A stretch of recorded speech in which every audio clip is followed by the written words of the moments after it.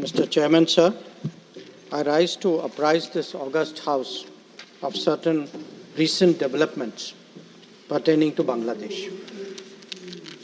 As honourable members are aware, India-Bangladesh relations have been exceptionally close for many decades over many governments. Concern about recent violence and instability there is shared across the political spectrum. Since the election in January 2024, there has been considerable tension, deep divides, and growing polarization in Bangladesh politics. This underlying foundation aggravated a student agitation that started in June this year. There was growing violence, including attacks on public buildings and infrastructure, as well as traffic and rail obstruction. The violence continued through the month of July. Throughout this period, we repeatedly counseled restraint and urged that the situation be diffused through dialogue. Similar urgings were made to various political forces with whom we were in touch. So, despite a Supreme Court judgment on 21 July, there was no let-up in the public agitation. Various decisions and actions taken thereafter only exacerbated the situation. The agitation at this stage coalesced around a one-point agenda, that is that the Prime Minister Sheikh Hasina should step down.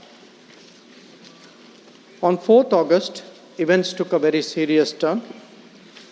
Attacks on the police, including police stations and government installations, intensified even as overall levels of violence greatly escalated.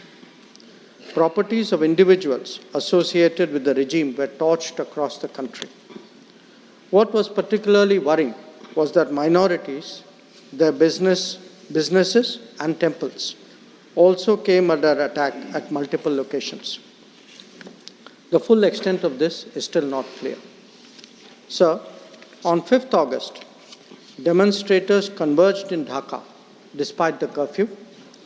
Our understanding is that after a meeting with leaders of the security establishment, Prime Minister Sheikh Hasina apparently made the decision to resign.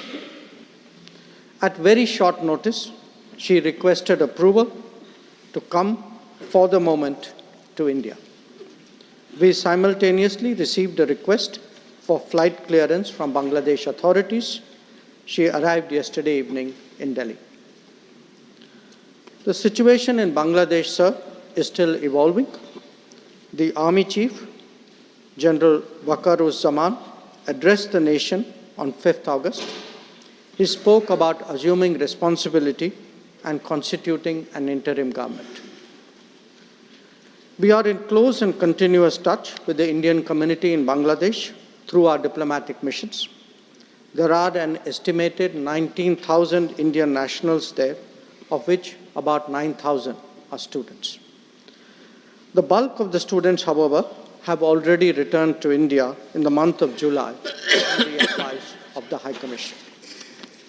In terms of our diplomatic presence, in addition to the High Commission in Dhaka, we have Assistant High Commissions in Chittagong, Rajshahi, Khulna and Sylhet. It is our expectation that the host government will provide the required security protection for these establishments.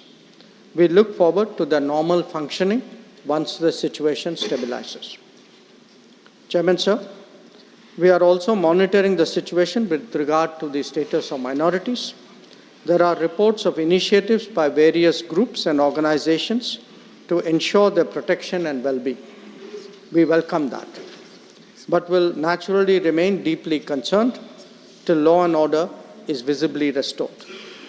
Our border guarding forces have also been instructed to be exceptionally alert in view of this complex situation. In the last 24 hours, we have also been in regular touch with the authorities in Dhaka. This is the situation as of now.